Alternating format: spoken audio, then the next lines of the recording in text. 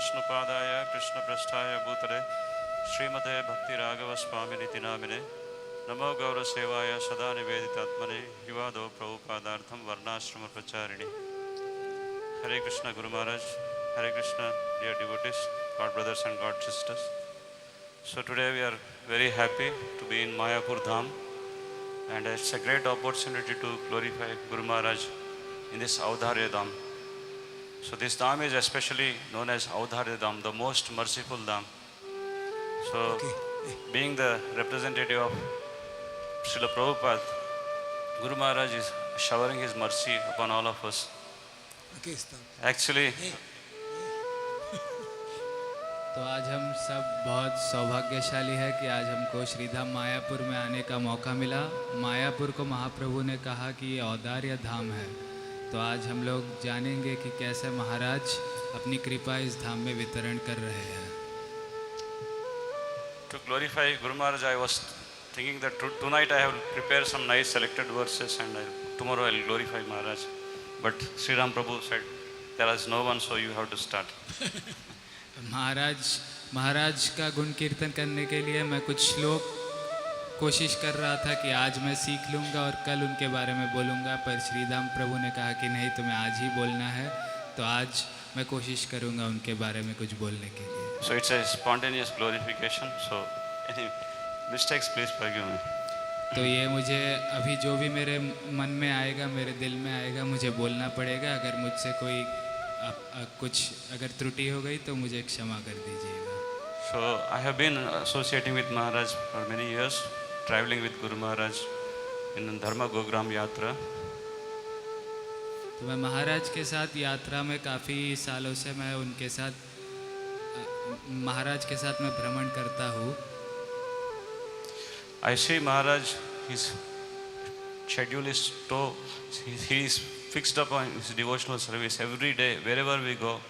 He is very keen about Mangalarti. He never missed Mangalarti any time.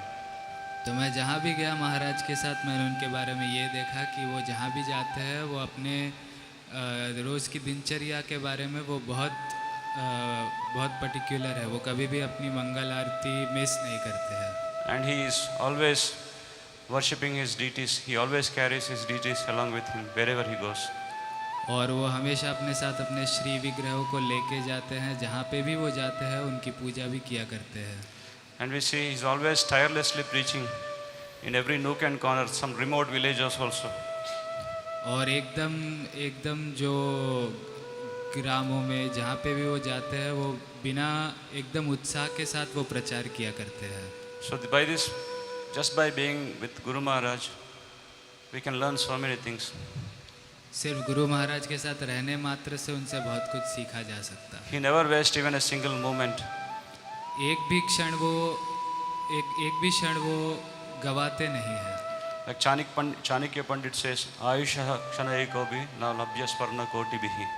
Even a single moment in our life, it is wasted. We cannot even purchase, we cannot get that moment by shelling of thousands, many gold coins also. तो चाणक्य पंडित ये कहते हैं कि समय इतना ज़्यादा मूल्यवान है कि अगर हम उसके लिए कोटि सोना भी दे दे, फिर भी एक क्षण भी हमें वापस नहीं मिल सकता। So we can learn Maharaj by seeing Guru Maharaj how he is utilizing his time in totally observing Krishna consciousness. तो इसलिए हमें महाराज से ये सीख लेनी चाहिए कि कैसे हम एक एक पल कृष्ण भावनामृत में बिता सके। Recently, few days, like few weeks before, we had some meetings. So in this meeting, the host was not present. तो कुछ दिन पहले एक मीटिंग हुई थी, उसमें जो मीटिंग के जो होस्ट थे वो उसमें उपस्थित नहीं थे। Then Maharaj said, why are you waiting? Don't waste my time and don't waste other times. तो महाराज ने कहा कि हम सब यहाँ पे इंतज़ार क्यों कर रहे हैं, मेरा भी समय नष्ट हो रहा है और हम सबका समय नष्ट हो रहा है। So this was very striking point. It's a simple, like Maharaj just, we can understand the mood, how Maharaj wants to not even waste a single moment. तो इससे मुझे ये पता चला कि महाराज कभी भी एक क्षण भी बर्बाद नहीं करना चाहते। And Maharaj always inspires us to preach, he especially says, you have to go, you have to preach there, you have to, what service you are doing. So he's always encouraging me. और महाराज हम सबको हमेशा प्रेरणा दिया करते हैं प्रचार करने के लिए कि तुम यहाँ पे जाओ, यहाँ पे प्रचार करो, तुम क्या सेवा कर रहे हो. Recently, when like last few years, 2 years, it was because of Corona, and it was like a big devastation. It was like a small kind of pralaya. तो ये पीछे के 2 साल कोरोना की वजह से ऐसा एक छोटा सा प्रलय जैसा था, बहुत कुछ बर्बाद हो गया. So we could not understand. We are in lockdown. It was so much stressful. We cannot go outside. We cannot preach. We have to be under one room, and it's like a home arrest. तो lockdown में सब कुछ ऐसा हो गया कि हम ना कहीं बाहर जा सकते हैं, ना कुछ कर सकते थे. ऐसा लग रहा था कि हमारे घर में हम खुद कैदी बन गए. But Maharaj, Guru Maharaj, he never stopped his preaching. Every day, each and every day, he's giving wonderful Bhagavatam classes. पर गुरु महाराज उन्होंने कभी अपना प्रचार सेवा बंद नहीं किया. हर दिन उन्होंने श्रीमद् भागवतम की कक्षाएं लेते रहे. In the last few days, like when Harikirtan Prabhu was there, we were in the lockdown. We used to regularly, we used to just honor prasadam, and we used to on that lecture, and Prabhu and myself used to hear those lectures, Maharaj lectures. तो जब हरि कीर्तन प्रभु हमारे साथ उपस्थित थे तब हम थोड़ा सा प्रसाद लेते थे, उसके बाद महाराज के लेक्चर सुना करते थे, महाराज की कथाएं सुना करते थे एक साथ. And after hearing the lectures, we used to discuss about it. और उसके बाद उन लेक्चर्स को, उन कथाओं को श्रवण करने के बाद हम दोनों उन पर चर्चाएं भी किया करते थे. So like this, Maharaj is constantly, each and a moment, he's completely spreading Krishna consciousness. He's a best example we can see. He's totally absorbed his preaching activities. तो महाराज Nothing can stop this corona, or anything cannot stop his activities. तो महाराज हर एक क्षण इस बात का उदाहरण प्रस्तुत किया करते हैं कि कैसे हम प्रतिक्षण कृष्ण भावनामृत प्रचार कर सके. कोरोना हो, कुछ भी हो, उन्हें कोई भी चीज़ रोक नहीं सकती. Recently, I was hearing to Guru Maharaj lecture in Musudamas Prabhu's house. So I thank that devotee. He asked a question to Guru Maharaj. मैं श्रीधाम प्रभु के घर में एक कथा सुन रहा था महाराज के श्रीमुख से, और वहाँ पे एक भक्त ने उनसे एक प्रश्न पूछा जिसके लिए मैं उन भक्त का बहुत आभारी हूँ. And I thank Guru Maharaj also to giving a wonderful, so strong, convincing answer. और मैं महाराज के प्रति भी बहुत कृतज्ञ हूँ कि उन्होंने उनको एक ऐसा उत्तर दिया जिससे वे पूरी तरह संतुष्ट हो गए. So this devotee was asking, like, because of past samskaras or our lifestyle or whatever it may be, we are getting lot of karma. So the karma is always behind us, it's haunting us. So how can we become devotees, pure devotees? Like that, his question was like, is it possible in this lifetime or not? Like that, he was confused. तो उन भक्त का प्रश्न ये था कि हमारे पूर्व जन्म के पिछले संस्कार इतने बुरी तरह से हमारे पीछे पड़ जाते हैं कि उनकी वजह से क्या इस जन्म में भक्त बन पाना पूरी तरह संभव है भी या नहीं. So Guru Maharaj gave so strong, convincing answer. It was so strong that he said, why not? The process is so perfect. Don't you have in the faith on the process? तो Yes, if you apply this process, definitely in this lifetime you can become pure devotee. तो तब महाराज ने इतना बढ़िया उत्तर दिया. उन्होंने उनसे कहा कि क्यों नहीं बन सकते. ये जो कृष्ण भावनामृत जो है वो इतना परफेक्ट है, इतना अच्छा है, क्या तुम्हें इसमें विश्वास नहीं है? So he was saying the process is so perfect, we can attain perfection within this lifetime, we can go back home within this lifetime. ये जो कृष्ण भावनामृत की पद्धति है ये इतनी उत्तम है कि आप इसी जन्म में वापस भगवत धाम जा सकते हो. And I see this, actually Maharaj, how convincingly he was saying about it.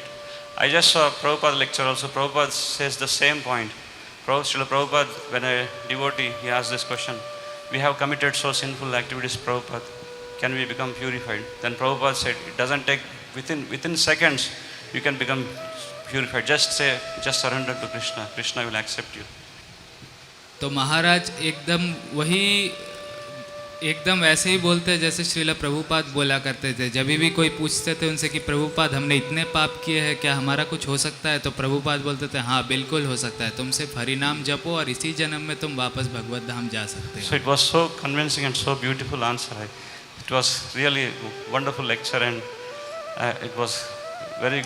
I was very happy hearing that I get the chance also. I can also purify. It was so convinced to me also.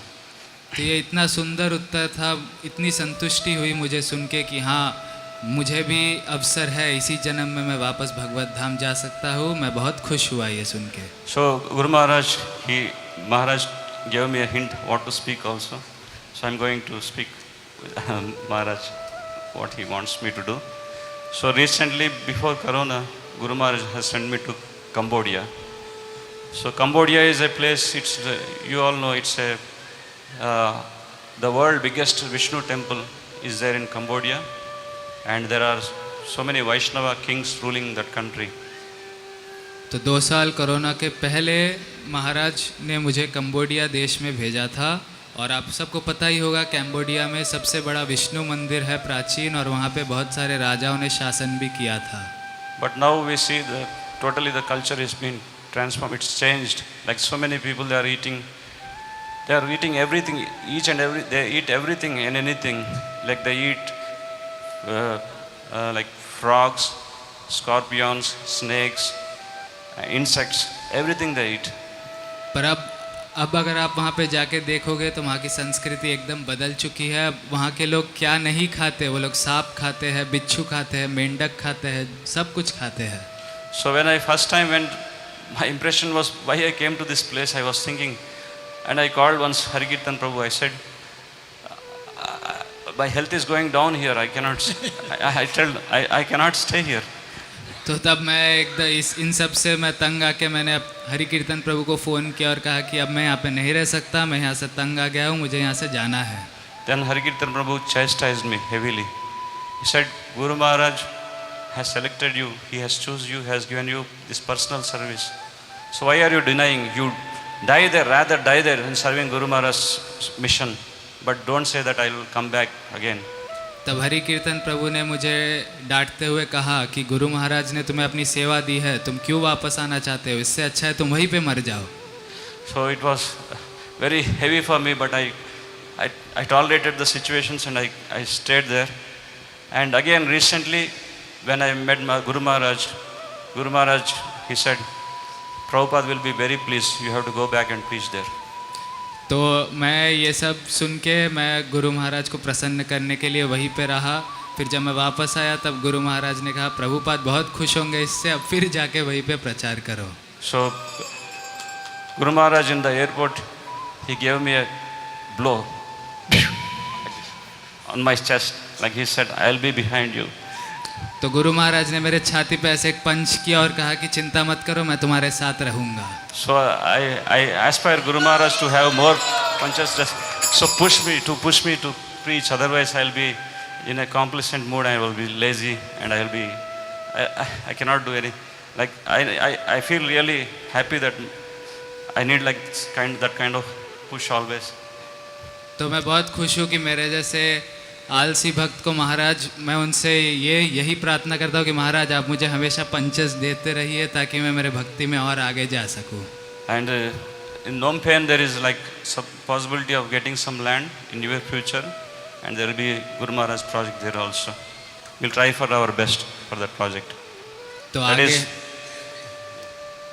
तो हमें